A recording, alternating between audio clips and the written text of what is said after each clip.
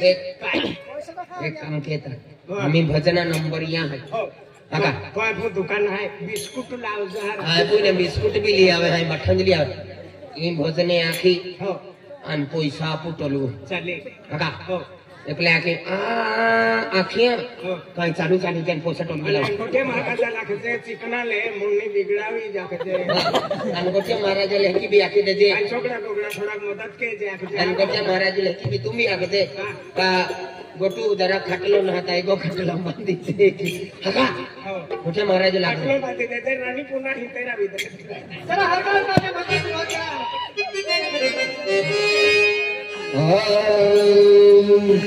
बोले सतगुरुदेव ने सियावर रामचंद्र भगवान यहाँ मोटी माता कालू माता सतगुरु सुरदास महाराज की सतीपति गुलाम महाराज की सतगुरु दिन दयाल तो सबने मर नहीं सतसंग सतगुरु दिन दयाल तो सबने मर नहीं सतसंग गुलाम महाराज कुछ भक्ति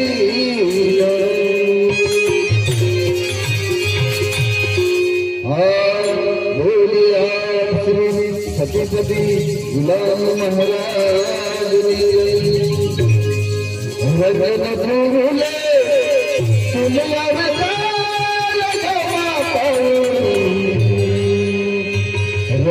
धूले सुनिया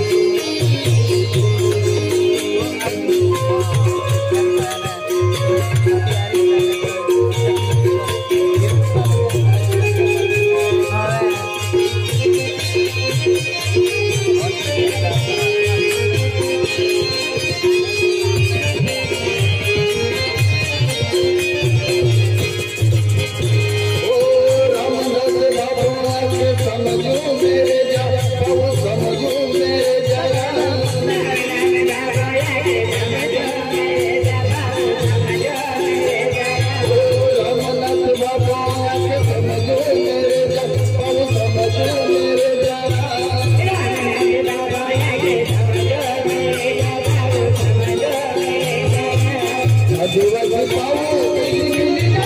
गावा पाऊ आदिवासी पाऊ इली मिली गावा पाऊ कमैया गाड़ी मिले नहीं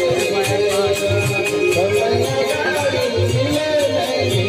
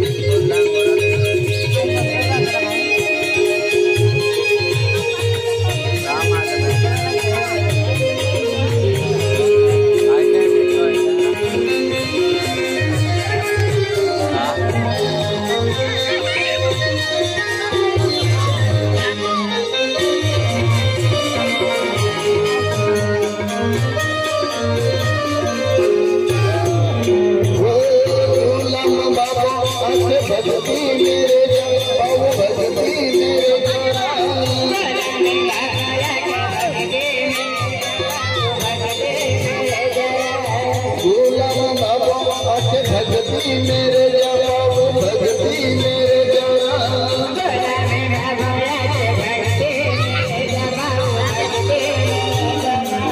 भक्ति वाला हर मिले भक्ति वाला हर मिले मैया गाड़ी मिले नहीं मेरा मैया गाड़ी मिले नहीं मेरा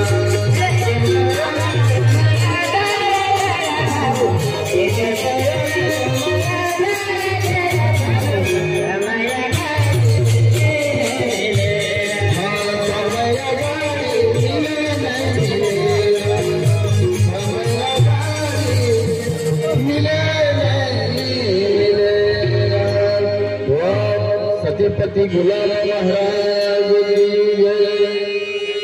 आपकी जय यहाँ मुगी माता की जय मुन्नी तू कोता टोलविया अय्या 120 देखता गोटू दादा काड़ा को देखिया आम्ही जो गुलाम बाबा भजन आठा तो महान पसंद पड्यो या खातर ए आर्थिक पैसे देतात तुम्हारे भजन अख्या ना खाजगी मेहनत किती झाली गी होय तुम्हाला पैसा 140 रुपया था आणि आम्ही भजन आठा कथा पैसा आहे मा खाजगी पाको की या डबुल नाही त्या डबुल झाली गी कत मान डिझेल गी गिरीश ना फरवायो कत डिझेल गी मा कती मेहनत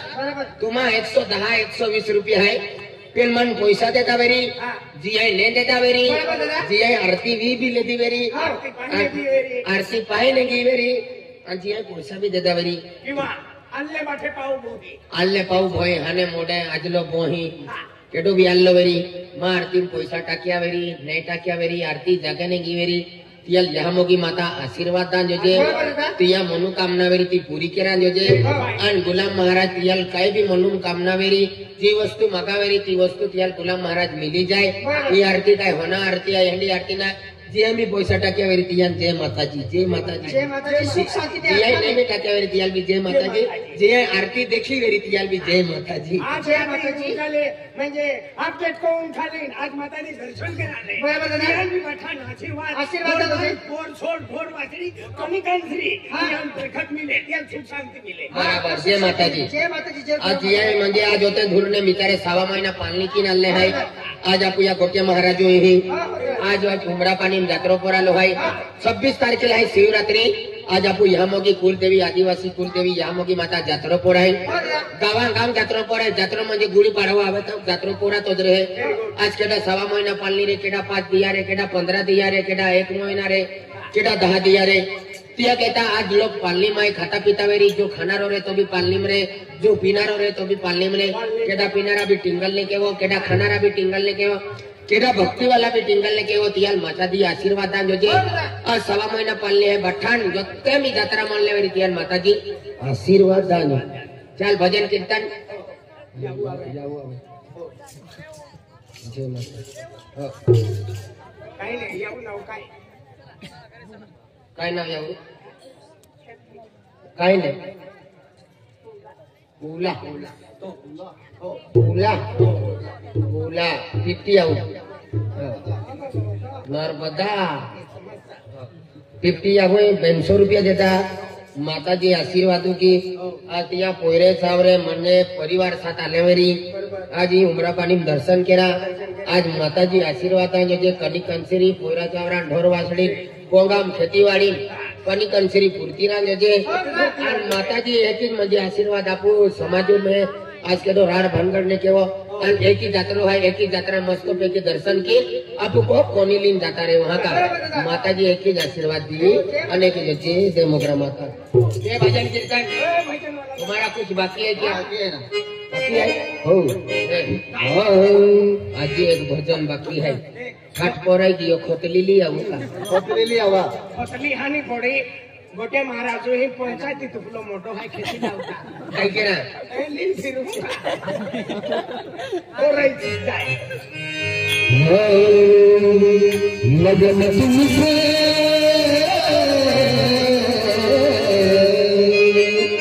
हे यहाँ माता लगन तुमसे लगा बैठे हैं ये होगा देखा जाएगा लगन